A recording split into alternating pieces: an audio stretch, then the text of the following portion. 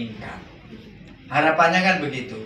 Dulu ketika kita sekolah, dulu ketika kita kuliah, mesti Anda punya cita-cita harapan Soben yang bekerja di mana, kemudian memiliki penghasilan yang banyak kan gitu ya. Mesti seperti itu. Ternyata Allah punya cerita kehendak yang lain. Tapi Bapak Ibu yang selamat ya itu, kita harus ridho dengan ketentuan Allah. Kalau kita nggak ridho, sudah dapat sendiri nggak ridho, bahaya kan gitu. Ridho dengan ketentuan Allah yang akan jadi dasar. Ridho Allah itu sesuatu yang tidak mungkin bisa sangat mungkin ya, jadi mungkin. Dari ekonomi kita akan beralih ke lingkungan.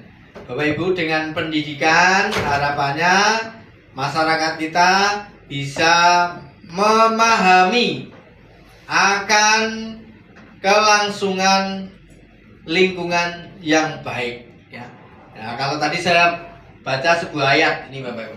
Wala tufsidu fil ardi ba'da islahiya. Janganlah kamu berbuat kerusakan di muka bumi setelah Allah mengadakan perbaikan. Itu artinya Allah memerintahkan kita untuk berbuat baik, untuk berbuat yang baik, tidak melakukan hal yang merusak. Wala tufsidu fil ardi ba'da islahiha. Kemudian ayat itu ditutup, inna rahmatallah, sesungguhnya rahmat Allah qaribum, dekat dengan orang-orang muhsinin, orang-orang yang berbuat baik. Sesungguhnya rahmat Allah dekat dengan orang-orang yang berbuat baik. Bapak Ibu yang saya hormati, maka ayat ini kalau di sekolah kami saya sampaikan, ini perintah kita untuk tidak buang sampah sembarangan. Untuk tidak buang sampah sembarangan.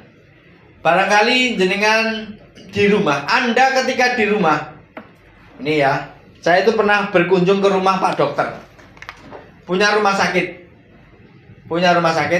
saya disuguh tahu? Didangi, ya kayak gini, ya, Aqua, tapi mereknya bukan kayak gini. Dia buka itu plastik, plastiknya ini oleh Pak Dokter yang punya rumah sakit itu dikantongi plastiknya dikantongi. Kemudian ketika ada tong sampah dimasukkan. Luar biasa. Bapak Ibu yang saya hormati, kalau kita tengok, teliti, ya, botol plastik kayak gini itu tidak busuk selama 400 tahun. Kalau tutupnya yang semakin tebal ini bisa jadi lebih dari 100 tahun. Ini kalau Anda buang di alam bebas, tidak busuk 400 tahun, tidak terurai. Terus kalau yang plastik biasa, plastik, nah ini plastik ada nggak? Ya ada tempe yang melar itu ya, itu bisa 20 tahun. Ada rokok 10 tahun. Ada deterjen plastik itu ya 10 tahun hingga 15 tahun, tidak terurai. Yang paling membahayakan lagi stereofoam. Ila yaumil qiyamah.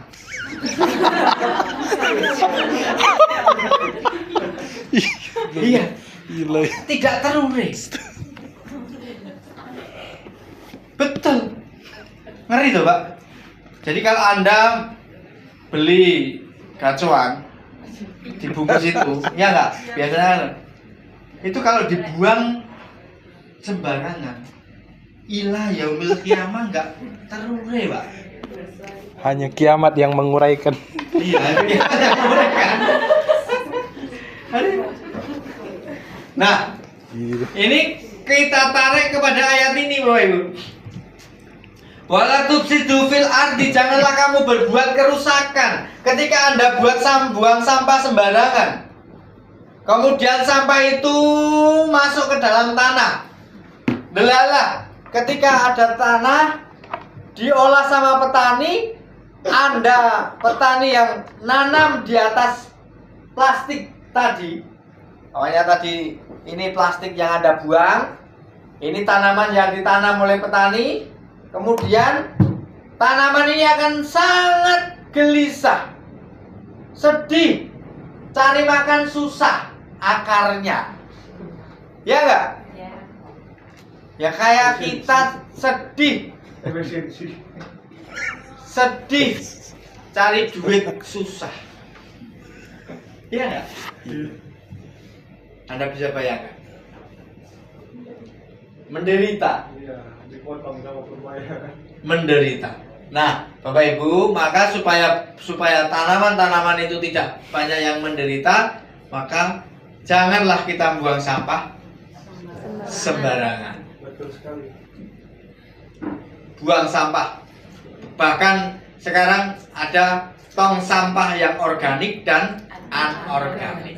Harapannya yang kayak gini nanti bisa diolah kembali. Ini penting loh. Nah, ayat terakhir itu inna rahmatallah, sesungguhnya rahmat Allah qaribum minal musinin, dekat dengan orang-orang yang berbuat kebaikan. Berbuat baik itu tidak harus dilihat banyak orang. Justru saat Anda sendiri, justru saat Anda berkesendirian, itu keimanan Anda diuji. Masya Allah. Ya enggak? Iya, iya. Ketika Anda sendiri buang sampah barware atau tidak, lah Anda aja buang sampah sembarangan kok mau dapat rahmatnya Allah. Rahmat dari mana? Ini sederhana loh, hanya satu ayat saja kalau kita urek masalah sampah kepada anak-anak kita ini dalam, maknanya sangat dalam. Inna rahmatallah qaribum minal muhsinin, sesungguhnya rahmat Allah dekat dengan orang yang berbuat baik. Dan berbuat baik itu tidak harus banyak orang. Justru di saat berkesendirian, keimanan Anda diuji. Ketika Anda sendiri mampu dengan tertib buang sampah pada tempatnya, insya Allah rahmat Allah akan datang padamu.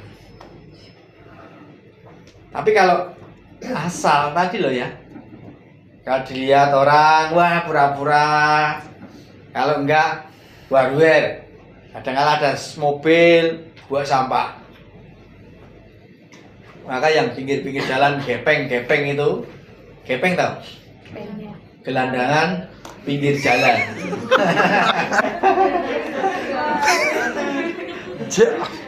Gepeng. Ya. Jadi perlu kita edukasi. Kalau enggak repot itu ya. Dan hanya satu ayat itu saja sampah. Jadi ketika kita buang sampah sembarangan itu menunjukkan kita nggak ada iman. Ya enggak? Dan nggak akan ada rahmat Allah. Wala tufsidu fil ardi ba'da islah. Janganlah kamu berbuat kerusakan di muka bumi. Buang kayak gitu 400 tahun itu. Buang ada aqua itu 400 tahun. Buang styrofoam ila yaumil kiamat. Ya, ngeri loh. Ngeri. Buang bungkus tempe, nah 20 tahun, 10 tahun. Itu kalau nanti kita nggak hati-hati, plastik ini loh, nggak kerugian 10 sampai 15 tahun. Ini penelitian Universitas 11 Maret Surakarta. Jadi bukan ngomongan saya. Nanti tak kirim apa tabel berapa ini terure ya, nanti ke kepala sekolah, ketua kelas atau Mbak Ataya. Nah, itu Bapak Ibu. Jadi mari mulai umat Islam tertib dengan membuang sampah. Kemudian ya harapannya kita belajar ini ya inovasi, mendorong teknologi baru, ya harusnya meningkatkan kemampuan memecahkan masalah. Jadi itu harapannya menjadi asisten, bisa memberikan yang meringankan tugas-tugas kita. Harusnya begitu.